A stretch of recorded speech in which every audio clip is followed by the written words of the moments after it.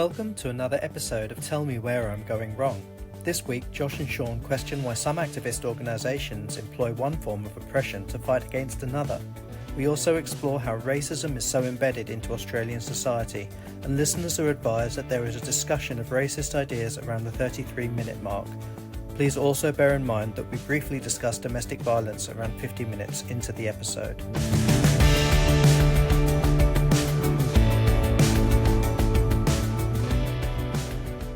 Hello, welcome to another episode of Tell Me Where I'm Going Wrong. In this podcast, Josh and I, that's Josh over there, I'm Sean, we talk about everything and anything. So life, love, relationships, health, travel, soap operas. I always like to say soap operas, but how are you going, Josh?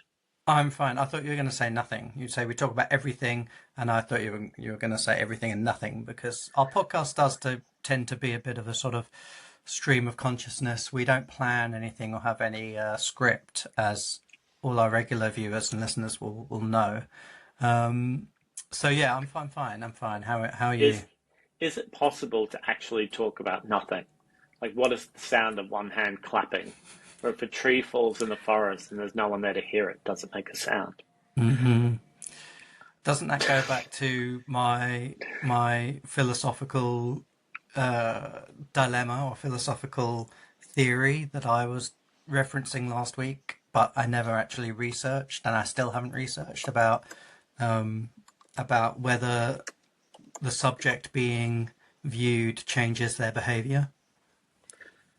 Do you know what I'm talking about, or have I just lost you already? No, it's only like 2 minutes in, and I've lost you.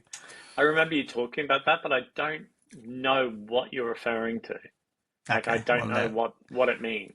Well, surprisingly, I still haven't done the research, so we'll just have to leave that open. If any of our listeners know what I'm talking about, if I'm talking about anything, I'm sure I haven't just made this up. I'm sure there's some philosophical argument or some, theorem.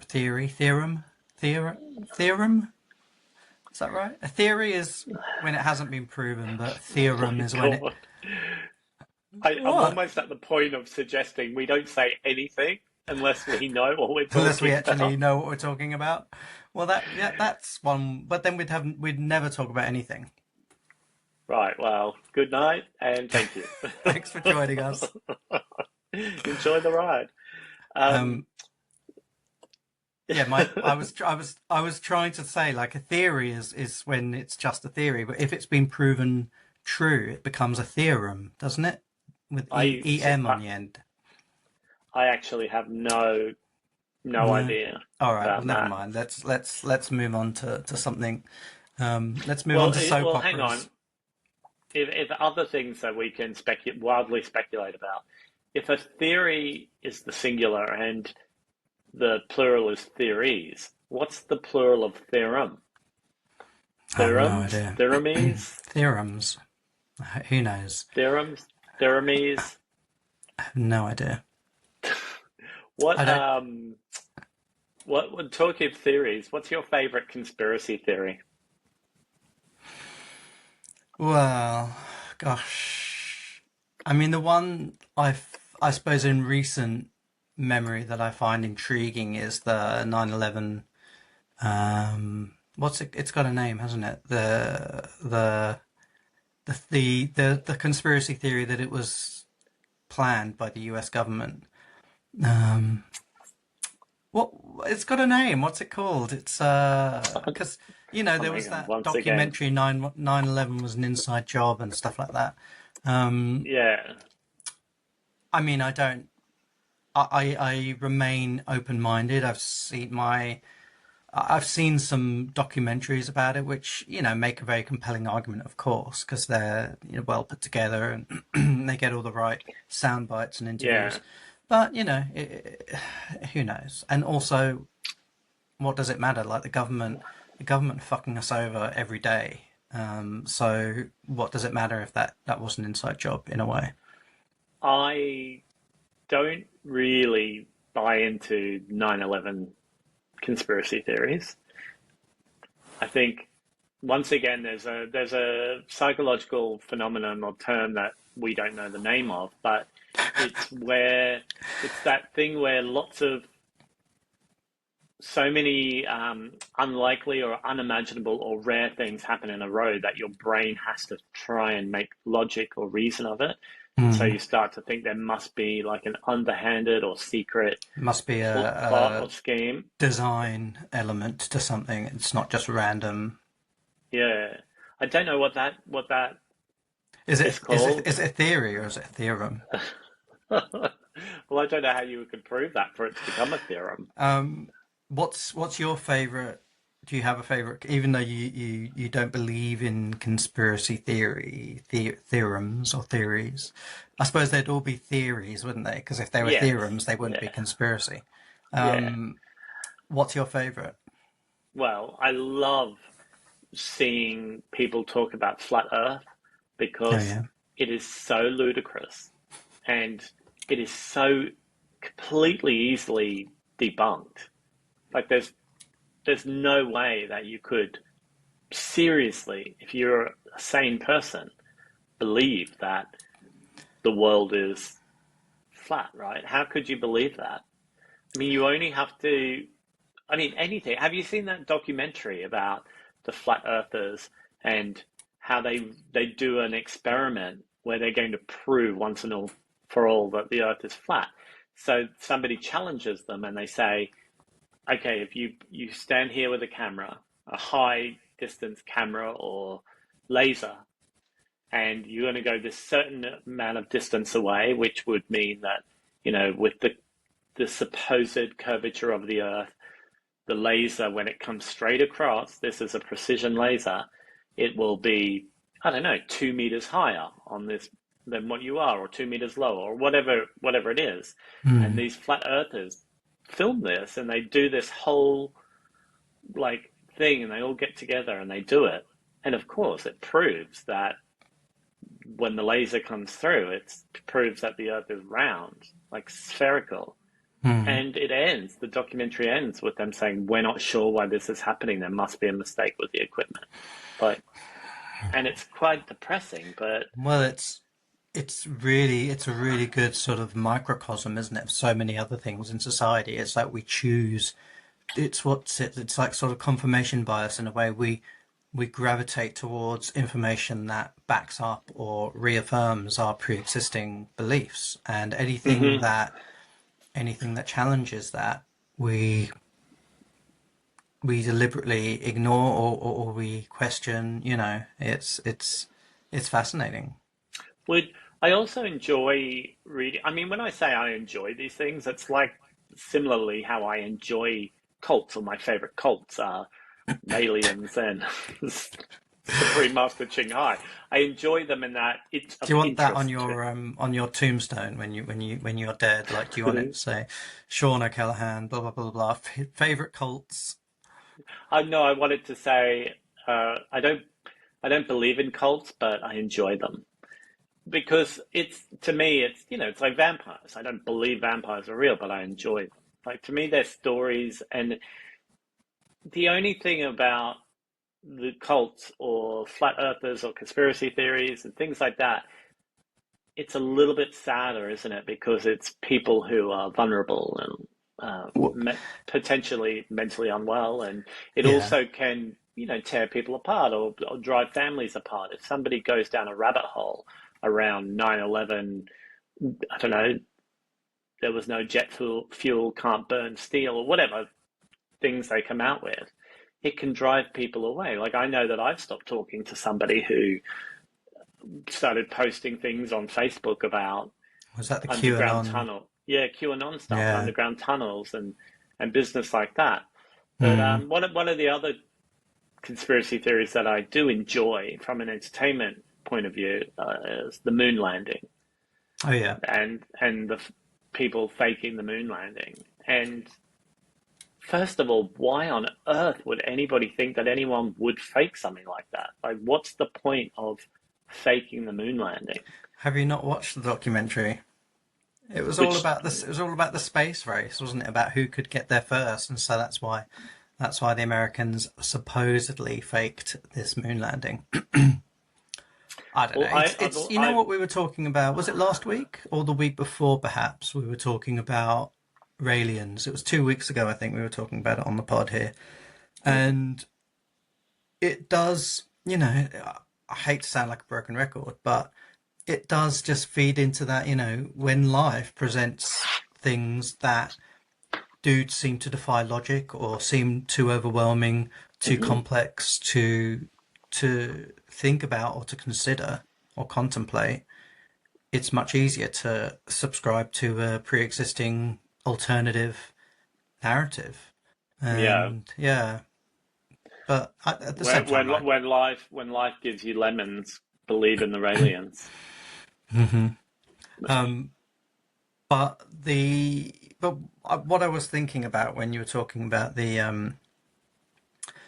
moon landing, or well, no, not just about the moon landing, but anyway, when we were talking about conspiracy theories, I was thinking about how veganism is very much counter to a lot of people's narratives in life. So veganism, although it's become a lot more mainstream, you and I, as long-term vegans for several decades, we've Hmm. seen how much more acceptance and recognition veganism gets now, Yeah, or at least plant-based diets. Maybe not veganism as a whole philosophy, but certainly plant-based eating is much more accepted and better understood than it used to be.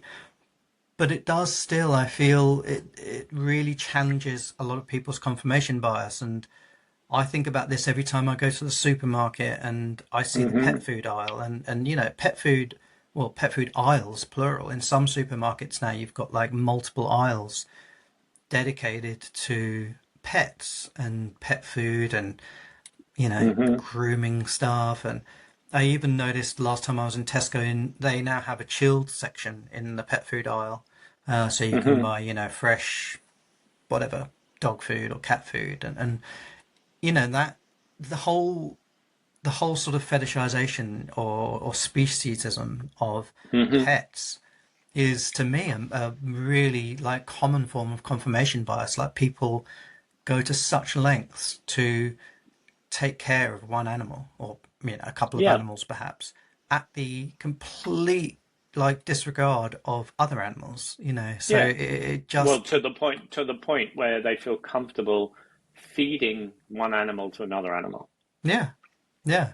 Yeah. The sentience of one animal, or the not even sentience. I don't even know if that's the right word, but the I don't know, the right for one animal to enjoy their life becomes more important than others.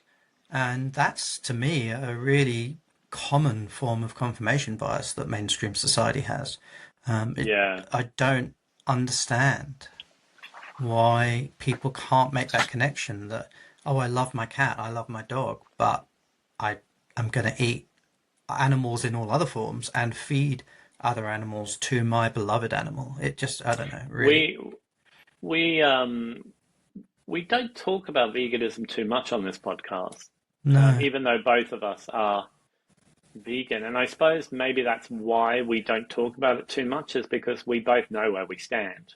Mm, It's not like I need to quiz you on your stance on mm, animal welfare or animal rights. But I, I work for a charity that isn't a vegan charity, but it is everything we do is vegan. It's a mm, food mm. charity, and everything we do is vegan. But not everybody that works at the charity is vegan, and that's not Mm. a secret. I'm not like spilling some, you know, gossip or something Corporate that's going to, secrets. yeah. So, but also, we have a board of trustees, and I think some of them are vegan. And I was at an event the other night, actually a fundraising event for this um, charity, and it was a vegan supper club. And I think most of the people who were at the event were vegan. But it just came up in conversation. I don't go around telling people, oh, some of our board of trustees are vegan.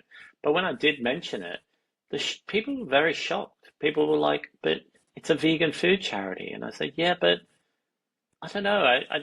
It never struck me as odd that we have non-vegans that work with us. But do you think it's weird?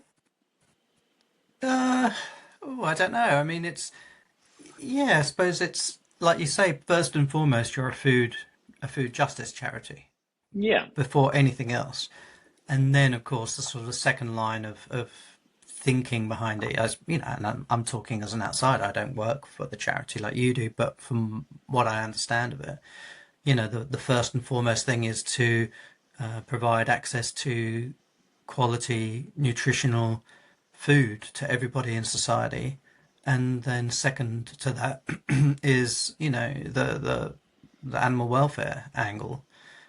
But I don't think it's weird. I don't think it's I think it's I don't know. I'm not really.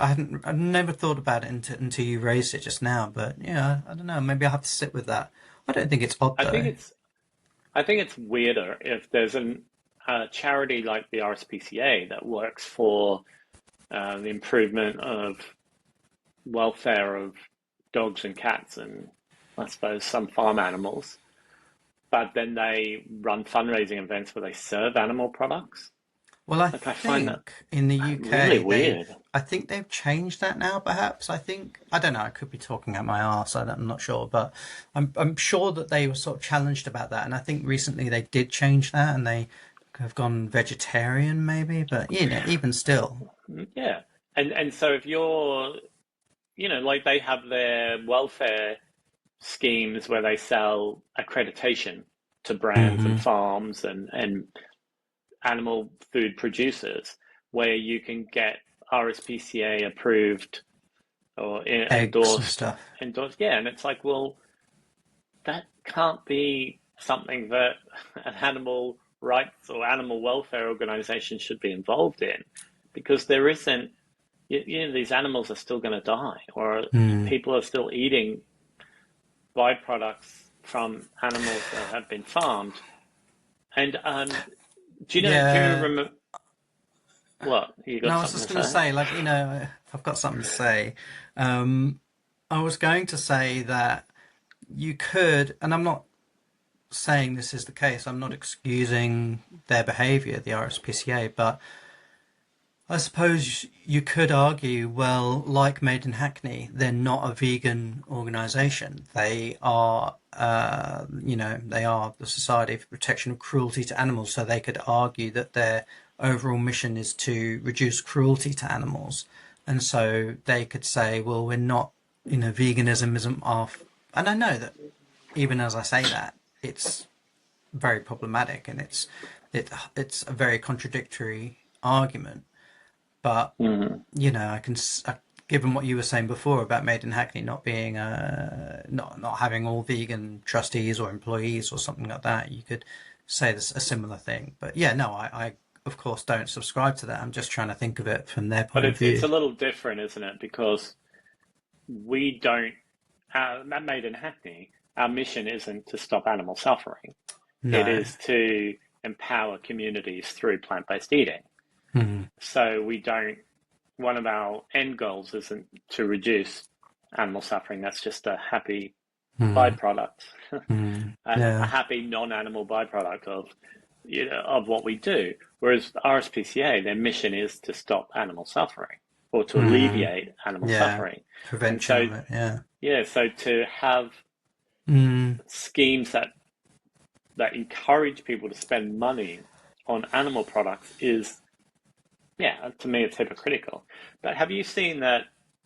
Do you know there's an organization called Veganuary? You'll know mm, about it, but for the listeners, all 10 of you, there is a organization called Veganuary or a charity called Veganuary that encourages people to pledge to live a vegan lifestyle or eat plant-based food during the month of January. And they get people to make that pledge online and to sign up. And it's been going, I don't know, over 10 years, right? It must be going for about a mm, decade. And mm. Matthew Glover, who is one of the founders of Veganuary, I believe that he has just applied for the role of CEO or MD or whatever it is, the head honcho at the RSPCA UK Oh, really? to infiltrate and to try and, because he has been campaigning against their accreditation Mm, programs like a lot of vegan activists have been doing. And Mm. he said, well, hey, why if you can't beat them, join them, and maybe we can change it from the inside. So Interesting. he's a hugely qualified person. You know, he started his own charity. He's run many different businesses. Like I think he used to have a sidings and window or a conservatory business. Maybe before he became vegan, he's had different Okay. food businesses that he's been involved in. So he's an accomplished business person. He has a lot of clout and connection. Mm. And imagine if he was able to get inside the RSPCA and turn it into a vegan I mean, it charity. makes sense, you know. I mean, things evolve, don't they? And the whole, yeah, what you said is true, actually. Like the RSPCA is born out of wanting to do the right thing for animals. That's the whole, Hmm. reason it exists. And that should not be fixed in stone. That should evolve and change with the times. And yeah, it's so plainly obvious to you and me that that should involve all animals, not just domestic animals. It should be cruelty committed against all animals should be part of their mission, to stop or to reduce. So Hmm. yeah, it makes sense. It would be interesting if he gets that role. I wonder what the I don't know how the RSPCA is governed or run or managed, but I wonder what their reaction would be when they see someone like Matthew Glover, who's a known vegan activist, Mm, because I think they'd be torn in between not wanting to invite in the trouble, yeah, but yeah. also with somebody who's clearly very qualified for the role, who also has an incredible skill set Mm, for that and can bring in, big donors. And I think though the problem with the RSPCA, or one of their problems, is that it is an apologist sort of setup that people will give them money because people think that vegans are too extreme, but I can get behind cats and dogs and I can get mm, behind, mm, yeah, I want my eggs, but yeah, if I can be told the chickens are going to be a little bit happier, yeah, I'll mm, give them some money. So I think mm. the RSPCA, it's like the Battersea Dog and Cat Home. You know, they get a lot of money, especially like legacy and will giving and gifting, Yeah, but yeah. it's because people don't want to be confronted and they by the choices they make as a consumer. And Mm. so this way they can sort of appease their guilt or their sense And of responsibility. and the RSPCA does really, it really fills that gap well, doesn't it? It gives people that feel good factor of like, okay, I'm buying happy eggs, I'm Hmm. I'm doing something good, but it's not really challenging the status quo at all. It's not really. Yeah. It's working within a correct. It makes me think of. I don't know if we want to go there on this podcast, if that's somewhere you want to go, but it reminds me, or it's to me, it's somewhat reminiscent of when PETA, People for the Ethical Treatment of Animals. I was just I thinking about them. Oh, really? Okay, but yeah, interesting. So yeah, it made me think a lot of, they used horrible tactics. They Hmm. employed such sexist, exploitative tactics in order Hmm. to push their animal rights agenda. And to me, it just always was distasteful because you can't use oppression to fight oppression. You No. can't. Well, you think maybe you can, but it's not effective and Well, it yeah, is harmful. It's harmful. yeah. But yeah, I've been a big uh, sort of, what do you call it? Not I'm not an opponent, but I suppose a Critic? critic. Yeah, a critic of PETA, People for the Ethical Treatment of Animals, because of the tactics they use. You know, when I was active on my blog, I had written a few blog posts criticizing or calling them out for their tactics of using misogyny, exploitation of women, uh, sexist language, sometimes bordering on sort of racist Oh yeah. stereotypes, also like queer stuff that they would use, or like a lot of fat phobic things, and people can search for this. I don't know if we need to sort of say everything that they've ever done, but I Hmm. mean, they've even gone like penis shaming. They've even said if you eat too many animal products, your child will have a small penis, and Yeah. that's humiliating. And why would you do that? And just horrible things that uh, I don't know Yeah. how So I don't know how effective it is. And I used to be friendly with someone at PETA, and I said to him, "Why do you do this?" And he said, "Well, my job is just we measure our success in how much newspaper uh, exposure we get, how many column inches we get. That's it." And I'm like, well, that doesn't feel like a success rate to me. Like that's just how many people you've pissed off. Like it's, yeah. Yeah. eh, but they also, once I wrote a story about them, maybe it was the penis shaming thing, and the PETA social media account, maybe it was on Instagram, wrote to me in a direct message and said, Sean, we want you to know that every time you criticize us, you're harming animals. And I was so flabbergasted. Like, you serious? Like, and then I was in Los Angeles at the time, and I said, look, I can come into the office, your head office, and tell you why sexism and fat phobia and queer phobia and misogyny and penis size shaming is wrong if you want. And they Hmm. said, yeah, you can come in if you want. And I never went in because I just thought, well, what am I going to do? What can I Yeah. possibly say to them? It becomes this really overzealous attachment to one thing. And Hmm. I don't know if we can talk about it. Can we talk about it on podcast about remember you and I were on a vegan cruise, and I won't say where because I don't want to sort of put too many specific details in, but we got into that heated debate to throw back to our Carolina Hearn discussion about the royal family a couple of weeks ago.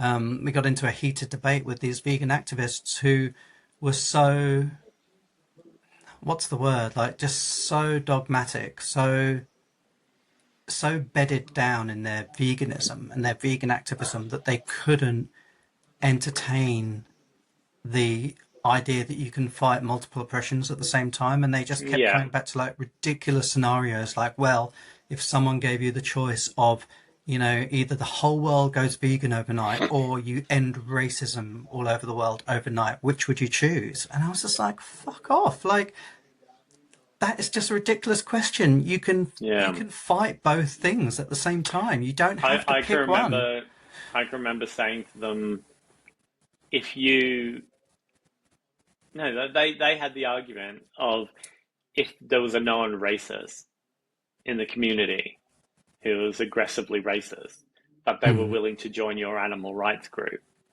you should let them and you should encourage them to. And I can remember just saying, "You people are idiots!" Like this, and we were stood in on the lobby of the boat, Hmm. like just talking for like about 2 hours to these people. Like, But they were and like a dog with a bone, like forget the yeah, I was animal just like, reference, but just would not let it go. And I yeah, walked away in the end because I was just like, there's no reaching these people. They're so just, yeah, just single-minded, And I really don't like the overuse of the word intersectional when you're talking about animal rights and veganism. Like, you see so many people say I'm an intersectional vegan and whatever.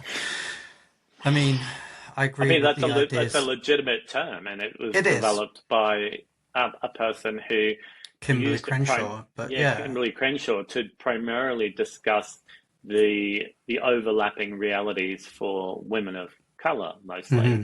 and Yeah. how there were different oppressions that were as sort of forceful in their lives, as the other. It wasn't always, oh well, this is bad for me because I'm black, or this is bad for me because I'm a woman, or this is bad for me because I have a disability. It could be multiple things combining at the same time Hmm. to cause like almost like a super oppression.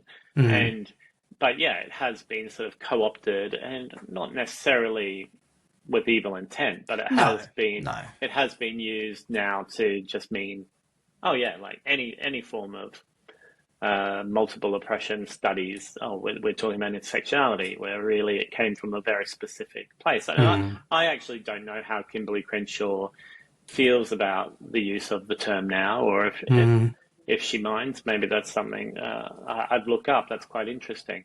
Hmm. But yeah, there's a lot of people in the world who have an agenda and a belief that isn't inherently a bad thing to believe in, like veganism or standing up for against racism, or Hmm. but they'll do that at the expense of other minorities if they have Yeah, to. yeah, Yeah. and they think that you can't oppose and fight against multiple oppressions at the same time. You just sort of have to pick one, and just And I don't actually, know. it's the only effective way to fight oppression is to do it from, for want of a better word, from an intersectional point of view. That's Mm, the only way to really do it, because all the forms of oppression that we experience all come from the same place, really. They come from mm. colonialism, white centric or Eurocentric colonialism, and toxic masculinity. That's really Well, where yeah, I mean, but everything even to comes from. go, but yeah, but to go back even, to an even higher level than that, I think both of those things, colonialism and toxic masculinity, they can be traced back to just the exertion of power over another. And that's, I think, the ultimate, I suppose, form of oppression, right? Is to exert one's power over another, and that Yeah, obviously over many, hundreds, thousands of years, that's manifested a lot in toxic masculinity, but it also because it goes a bit deeper than that, in that it's not just exerting power, but it's also positioning as somebody as less than, uh, in a broader sense. It's not just like one on one or 10 people against 10 people. It's about positioning hmm, whole groups of people as lesser than, or yeah, less but deserving isn't than. that? But couldn't you argue that that is just an expression of exerting power over others by Yeah, well, by diminishing their standing in society? It's I it's think it's a tool, it's a device that people use to justify using power and exerting power and oppressing people. So it's like, we can do slavery because these people are less than us, or women can mm, be paid less because they're not as smart or strong as men, or mm, queer people can not have health rights or legal rights because they're somehow deficient or something wrong with them. So mm, thinking, like my racist mother used to say to me, when I can remember when I was a teenager and I was talking to my mum about Indigenous Australians or Aborigines in Australia, and there was something on the news about, I don't know, there was some racist news story about Indigenous Australians not being given social housing, or a politician didn't want them to have it. mm, And my racist mum said, "Oh well, it's understandable because it's been proven that Indigenous Australia." Sorry, this is a trigger warning. This is racist. Like, this is upsetting. And my mum said to me that it's been proven that Indigenous Australians or Aborigines have smaller brains than white people, and wow, smaller intellect. And I can remember, even when I was a teenager, and I grew up in a racist place, and I wasn't, I didn't go to a private school or anything. I didn't have a lot of worldly people around me. I can mm, remember thinking, that doesn't sound right to me. I don't know why she's saying that. And she must have seen some sort of a look of puzzlement on my face. And she said, "Oh, no, no, no, no. Scientists know that, that it's true. And that's why," like she said, "I don't not like Aborigines. It's just that, that's why they can't be trusted to be given a house, or they'll," and she said a really increased, sorry, this is getting even more racist. She said an increasingly racist thing where she said, "Oh, yeah, that's why they're not used to being in houses, and they'll try and light a campfire inside the house and burn the house down." And like, I look back on it how old were now. you? Do you remember? Oh no, I was a teenager, but I can't remember, or a tween, or whatever I was. I can't remember. So this would have been in the probably 1990, or no, probably earlier. No, I can't remember. Whatever year it was. But, that's the sort of racist. And I say this as it's a bit weird to say after I've just told this story. My mum wasn't a known racist around town. You know what I mean? Like, she's clearly was racist and held racist views, but she Mm, wasn't like a member of, a political party that was racist, or she didn't go around with stickers and or yell at people or hurt people physically. But that was her held belief that had been Well, she'd been socialized into believing. well, I mean, Australian society was and still is incredibly racist, I think, and Yeah, not to yeah. not to say, that other countries aren't. Of course they are, but with the racial history of Australia and the conquering of the Indigenous people that lived there before Europeans came, it I is don't. so Can I just say something there? I don't like the word the conquering of the Indigenous people. It just sounds a bit gross to me. Like, okay. I mean, I mean, Well, I don't know. You know what I mean? It just sounds a bit like victorious. You know what I mean? It's just, oh and I right, know you, yeah, yeah, yeah, I know yeah. you don't No, mean it. I yeah. know you don't mean it like that, but it Yeah, just yeah, yeah. sounds No, that way. that's true. Yeah, conquering can have like a victorious quality to it, which of Yeah, course I'm not using yeah, it like that. So yeah, no, yeah. the absolute decimation of indigenous peoples by Europeans, it still echoes in Australian society today. Well, And it still happens as well. yeah, Like it's not a finite act that happened historically. It is still happening. no. But so yeah, I And mean, not to excuse what your mum said, and yeah, I mean, I didn't know your mum very well, but yeah, it's not like she wasn't an out and out racist, but it was just, I suppose, that's very representative of how embedded such racist ideas are or were in and it Australian mainstream society.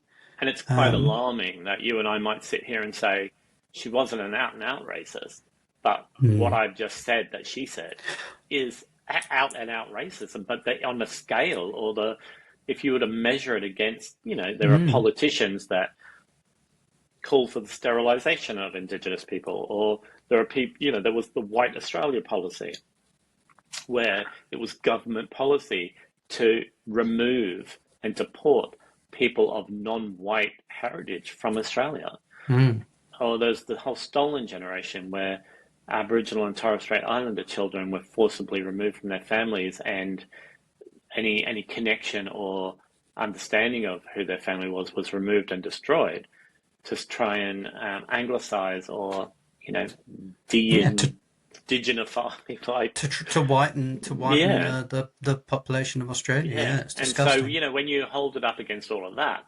her having some ignorant and hurtful and harmful beliefs is kind of like feels a little bit on the lesser side of that, but it's all part of the same Mm, broad oppression and mm. violence towards uh, Indigenous Australians, or sorry, Indigenous or First Nations people.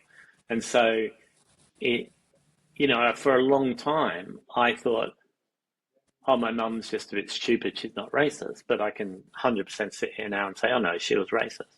Like she was, Mm. you know, hurtful and racist. And then I think about other things that other members of my family would say, my extended family, and they were like, oh, yeah, they would say racist things.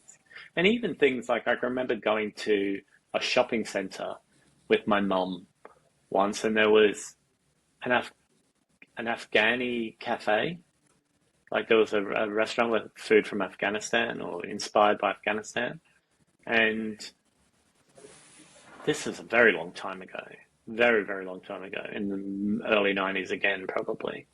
And I can remember this level of racism when my mum was just bewildered by things. Like she'd like, so that's Afghani food. And she was like stood there like with her mouth open like a slack-jawed yokel. So shocked. And I mean, mate, just get a grip. Like even if you've never seen this before, don't stand there like Cletus and act, so Well, surprised that other types of cuisine exist. I mean, I found as a Londoner moving to Brisbane. I mean, when was that? 2002, I think Yeah, I moved to Brisbane. yeah. So over 20 years ago. But I was shocked. I don't know. I don't think we have any listeners or viewers in Queensland. I don't know. Um, not to shit on all Queenslanders, but I remember back in 2002 when I moved to Brisbane, I couldn't believe how backwards and redneck it was. And that was a big city, a big city in a very, very rural state. And it shocked me. And I don't know what it's like now. I mean, the last time I was in Brisbane was a couple of years ago now, and I didn't spend that much time in Brisbane. It did seem, outwardly, it seemed like it had sort of become a bit more cosmopolitan. But in 2002, it was shocking to me as a Londoner going there and just coming right up against such backwards. I was going to say the redneck, but I don't know if redneck's really a good term to use. I don't think it's maybe the right term to use, but it just very, very backwards, very. We'll just say racist. I mean, there's But the not racist. I'm not just racist. talking about. I'm not just talking about racism. I'm talking about all forms of violence. Yeah, okay, so bigoted, bigoted, and what's the opposite? Progressive, regressive views. It just, and Sydney as well. I mean, all of Australia, but particularly Brisbane. Sydney, Yeah. I think, was just a little bit more cosmopolitan, a bit more progressive, perhaps as a city. But yeah, Brisbane shocked me. Yeah, and even people that I mostly surrounded myself with people who I thought were progressive, socially and politically. But even then, even now, people I know in Brisbane will sometimes say things that shock me. Like, and even though they're maybe not explicit or hateful, they're just tinged with ignorance. Yeah. It's just the way that the hangover. Also, we were talking about, stolen generation and the white Australia policy. These things weren't a long time ago. I mean, we're talking in my lifetime. These things are still a few happening. decades ago. Yeah. And so this has a knock-on effect. And similarly around queer rights. I mean, it was illegal to be gay in Queensland, where I was born, until 1990. And that level of state-sanctioned queerphobia and homophobia has a knock-on effect to how people view queer people.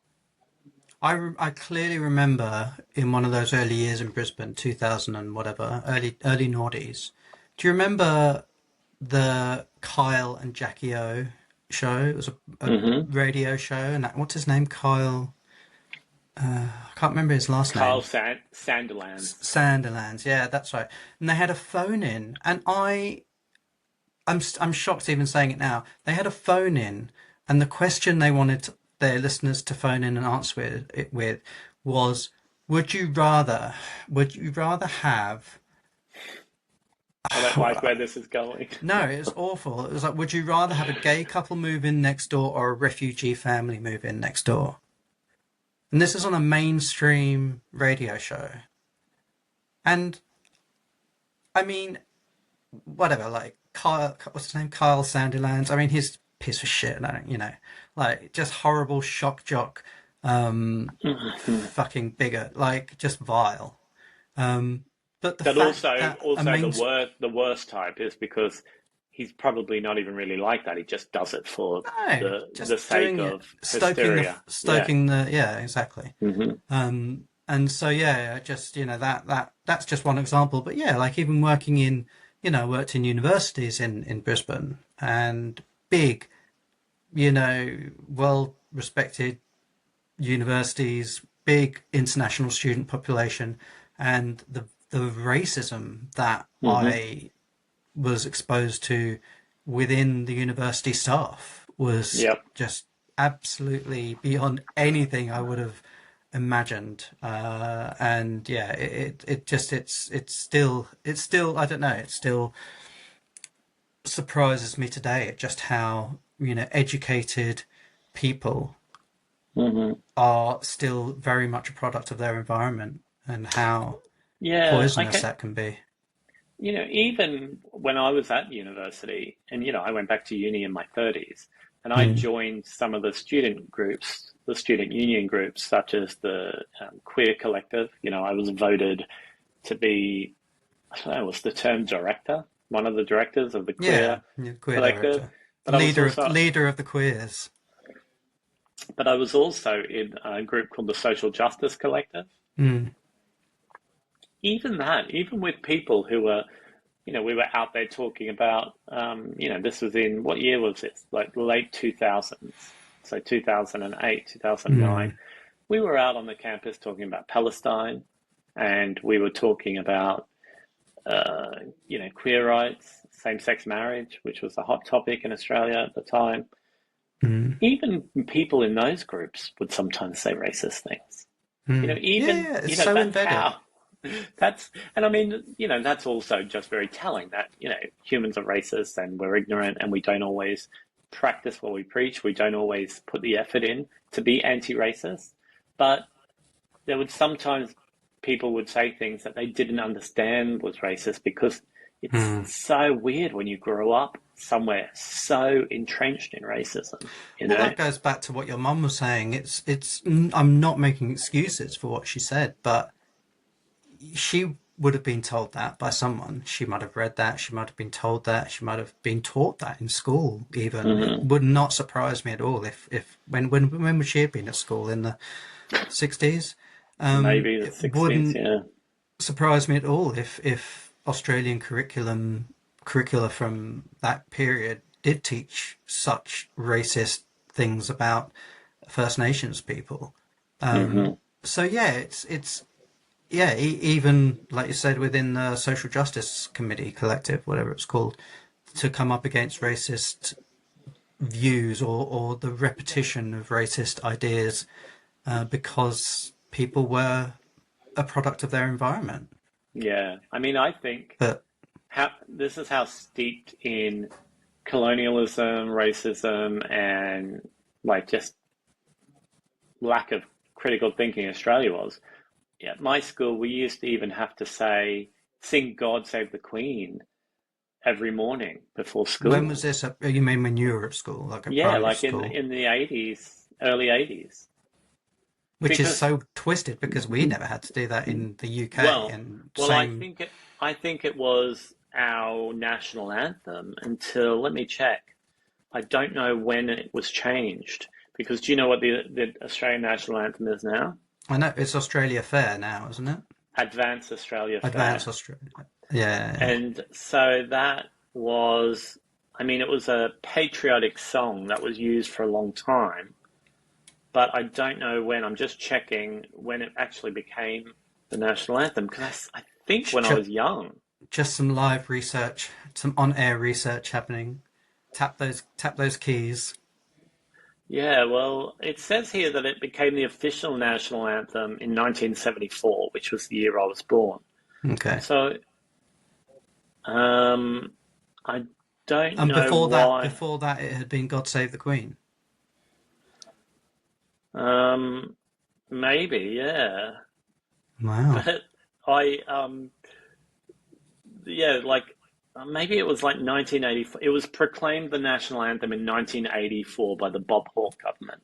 Okay. So they had been tossing up a few things. There was a plebiscite, which is like a national vote, to choose the national song. And there were three national songs: um, Advance Australia Fair, Waltzing Matilda, and Song of Australia. And so God Save the Queen was the anthem at that time. And then so they replaced it with, which I'm surprised they did. But as Advance Australia Fair is like racist and problematic as well. I don't really know. I mean, I'm surprised Waltzing Matilda didn't win. So, oh my God, it's so like, what's the term? Like parochial? No, is it parochial? Is that? Yeah, I was thinking parochial. It's just so small world vision, isn't it? And so narrow And reality. and it's also, I'm just trying to remember the lyrics to Waltzing Matilda, but I'm sure it's steeped in such sort of colonial, Yeah, um, you know, romanticism. romanticism, yeah, of conquering the wild Australian landscape, and Yeah, and the guy was an outlaw who stole yeah, and then got murdered, and yeah, I don't know, someone drowned in a billabong or some shit. It's like, yeah. yeah, it's like that whole, it reminds me of when I was a kid. Like everything was just fucking jingoism to the extreme. Like, it was Anzac Day, and you had to go out to the Anzac Day march, and you had to, I don't know, go in the Easter bonnet parade at school, and you had to sing God Save the Queen, and you had to wear clothes. Like, our school uniforms were like what people would wear in England, and some of the richer But schools. not what people were wearing in England at the time. It was like what people were wearing in England about 20 years prior. Or like when you see in The Simpsons, like flashbacks to when Mr. Burns was a little kid. Yeah. Exactly, like with a bowler Edwardian. hat. Yeah. And Yeah. yeah, that's how I remember being a child in Australia. Everything was about, you know, like white supremacy, but in a really jokey, matey way, and like doing the right thing and being, being I'll fair to everyone, but not being fair at all to anybody in reality. Another flashback I just had to that sort of period in Brisbane, and trigger warning, I'm just going to quickly mention domestic violence, but I remember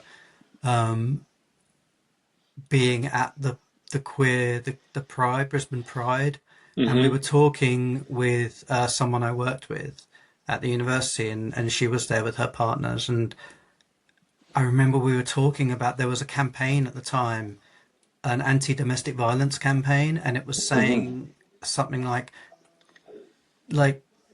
domestic violence is un-Australian. Do you remember this?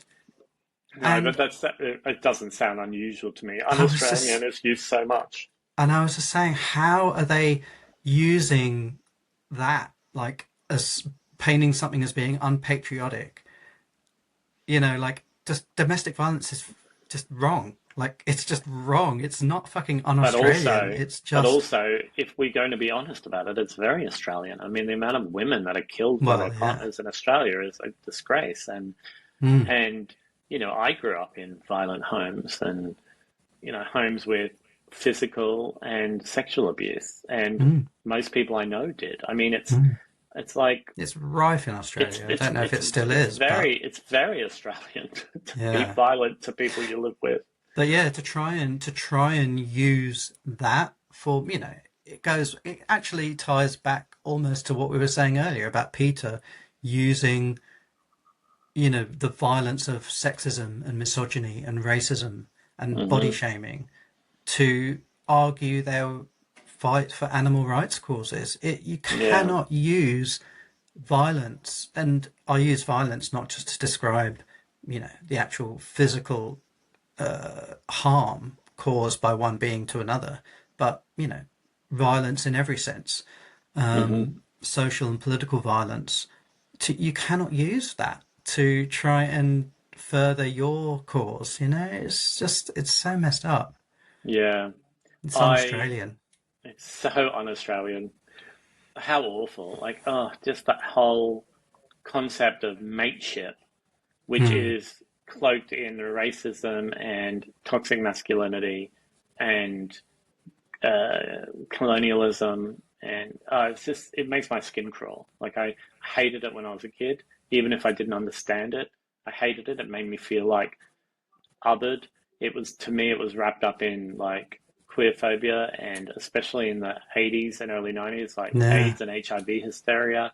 Like And that it, was just being queer. Imagine if you were queer and non-white, I mean, just the amount of the amount of things stacked against you growing up yeah, in a place like that and at a time like that. It's just, yeah. I mean, it's really, really sobering, And, isn't it? and also often to be told that it's your fault that you are Mm, like oppressed. Like mm, well, this is your lot in life because this is mm, what you deserve.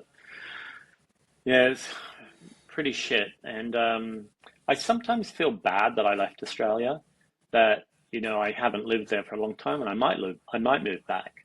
But I often feel like a sense of responsibility that I should have stayed as somebody who enjoyed the privilege of being a white person in Australia. And when I mean privilege, I mean like when I say privilege, I mean like yeah, not being killed for the color of my yeah, skin, or yeah. maybe not necessarily being rich or anything. So I wasn't, but Mm, having privileges afforded to me that weren't afforded to other people, and whether that be First Nation people or refugees or people with disabilities, I feel like maybe I had a sense of responsibility to stay and resist and help redress some of these things. But Mm. for whatever my life took me, to other parts of the world. But Mm. Yeah, it's but definitely something I think about a lot. I suppose you've tried to counter that wherever you've been. So, um, but it makes me think. I don't know if we really have time to get into it now, but it does make me want to discuss the sort of the dynamics of oppression, because that's something you hear quite often, don't you?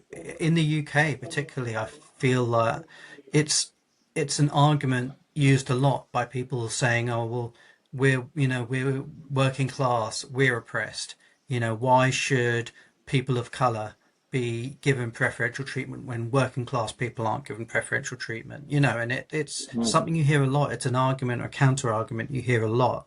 And I just, so, it's so difficult, I think, to have reasoned debate about it, because Hmm. people are so fixed, and it goes back to that confirmation bias thing we were talking about earlier. They gravitate towards people and stories and news sources which just confirm their pre-existing beliefs.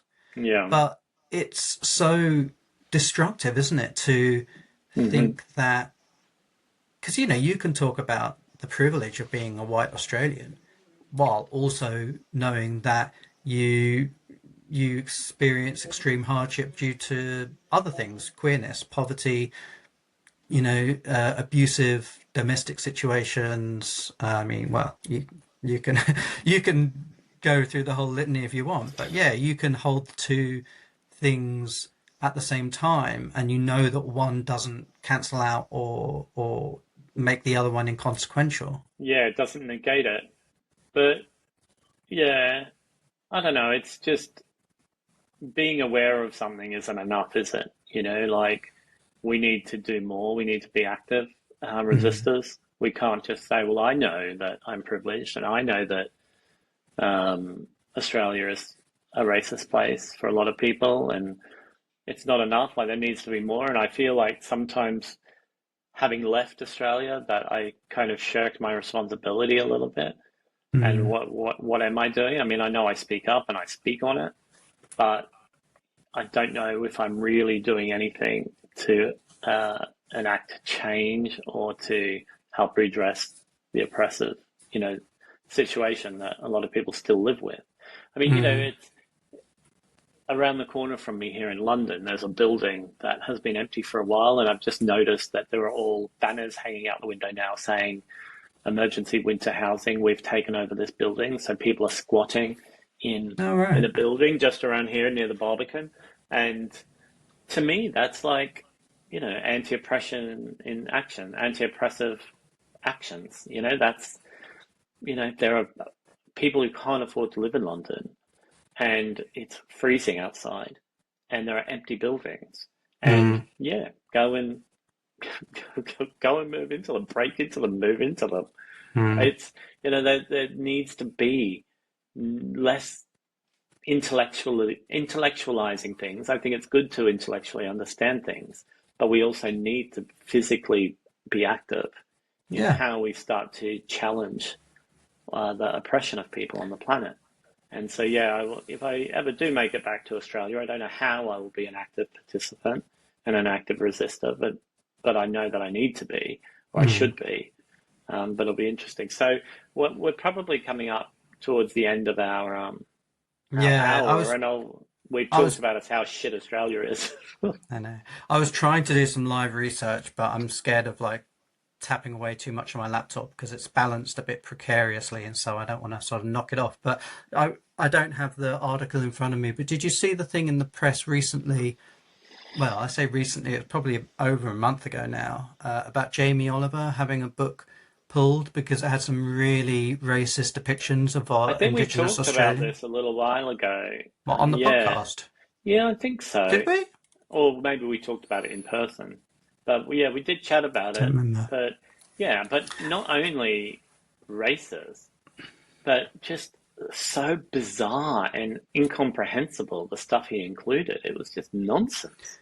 And then there was another book from the same publisher. I think there was another book that was pulled just a couple of weeks ago, different, like a fiction book, completely different genre of book, by a British writer, I believe.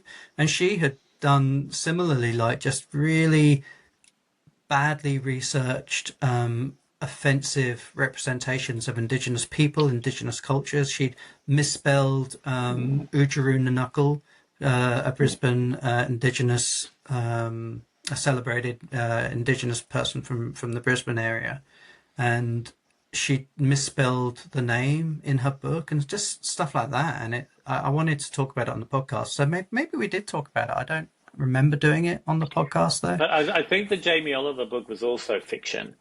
It was like a kid's book that Yeah, he'd written. maybe. Yeah, And yeah, it was true. like some story about a First Nations young girl or young woman who I think came to the UK or something and used magic powers. When I read it, I thought it was like an Onion story, the Like a satirical parody. magazine. I thought it was a parody of how Really? somebody could do something stupid. It is so humiliating and embarrassing. And the publisher said, yeah, we didn't check any of this, or we didn't have anyone do any sort of sensitivity insights into it, anything, nothing. And so Yeah. he just took words that he'd heard or seen written down and used them in his own context, like words from like First Nation languages in Australia and place Mm. names. And oh, it's just, I mean, it's just chaos. It's Yeah. chaos. If you ever need an insight into what a wanker Jamie Oliver is, you can listen to the podcast episode of Maintenance Phase Oh, about yeah. him. They did an episode about Jamie Oliver and just what a joker he is. So, I mean, Yeah. joker is a very Australian way of saying absolute fucking asshole. But um, Yeah. what is the most Australian thing that I say, do you think? After all these years of living around the world, what do I still say that is very Australian? Oh, I don't know, because it's hard for me because I lived in Australia for so long, and even when I was living in the UK for so many years, I lived with Australians, you and your sisters, various sisters, and their partners. Like it's hard for me to be objective. I mean, there are obvious things that, Australians in general do, but I'm just trying to think with you in particular, what your sort of unique Australianisms are. I don't I think the know. most common thing I say is righto. So Yeah. when in Australia we often put the letter O or the sound O on the end of words as a way to, it's sort of a class. Australians are often trying to position themselves as a sort of a lower social class than maybe they really are to make themselves feel or seem more affable or, working class and Mm, relatable and relaxed. It's an affectation of a lot of Australian people. And so one of the ways of doing that to show that you're a bit more working class or a bit more less cultured is to put O on the end of words. So if somebody said to you, "Oh, do you agree with me?" or "Would you like to do this?" instead of just saying yes or right, yes, you say right O, and you put O on the end. And the way you say it, you change the syllables and the sounds a bit, so it's like right O. yeah, and And you do it I with so say many that I say letters. that You say yeah, righto, yeah, but I say that a like lot. people say, "Come on, mato," like "Come on, Mado, mate," "Come on, mato," righto. I was or lots of people call you Shauno. Yeah, Shauno. Sean, Shauno, Yeah, Mado, mato. righto. Like Yeah, afternoon, we often shorten words and then put an O on it. So yeah. afternoon becomes Arvo, even though there's no Mm, V in, but we say Arvo. The yeah. service station, it will become the service servo. The Um, off license, which they call bottle shops in Australia, is the bottle O. the Yeah. bottle O. Anyway, Go, we'd be here all day if we were going to go through the whole lexicon. going But down the going down the bottle O to get some beeros, Mado. You righto, want to come with me, righto? righto. Um, should we wrap up there before we just go down too far down the rabbit hole of Australianisms? Yeah, maybe that could be a whole episode. I mean, we need to give a shout out before we go to one of the most iconic Australians of all time, um, who played Harold on Neighbours. What's his Mm, name? So iconic. Ian Smith. Is it Ian Smith? Ian Smith, isn't it? Oh God, well, I hope I'm not wrong. I'm sure it's think Ian it's. Smith. I don't think it's Ian Smith, is it? Harold Bishop. Harold? That's my Madge impression. Oh yeah, Ian Smith. Yeah, Ian Smith. Okay. So he's been playing that character on Neighbours on and off since I think 1987, and he's very iconic. If you don't know Australian TV, Neighbours is a soap opera or telenovela. Well, telenovelas normally end. Neighbours goes forever, but it's a soap opera that's been going since the 80s, and Ian Smith, who plays Harold Bishop, is one of the long-running characters and actors who played the character. And he is retiring from the show after 4 decades. And very sadly, he has announced that he has inoperable cancer and that he's nearing the end of his life. So we'll just give a shout out to Ian Smith and Harold, the character. And I mean, it's a big part of my life. Imagine doing any job for nearly 4 decades. But imagine playing that same. I can't even get through this 1 hour podcast without complaining or feeling like my life's about to end. So yeah, I can't imagine doing something for 40 years. Nah. All right. Well, on that somber note, shall we wrap up? Yeah. Okay. So yes, where can people find you, Sean, if they want to read more Australianisms? You can follow me on Instagram at FatGayVegan, where I will be celebrating vegan food, trying to stand up for animal rights, and kind of not strongly enough as I should, resisting other forms of oppression. What about you? People can find me on Instagram at Josh and the Jumpstarts, on Spotify, Josh and the Jumpstarts. And I'm just trying to think when this episode will air, but we've got a couple of events coming up if you're in the London area. On Sunday, the 22nd of December, we're doing the last queer open mic of the year at the Cock Tavern in Kennington.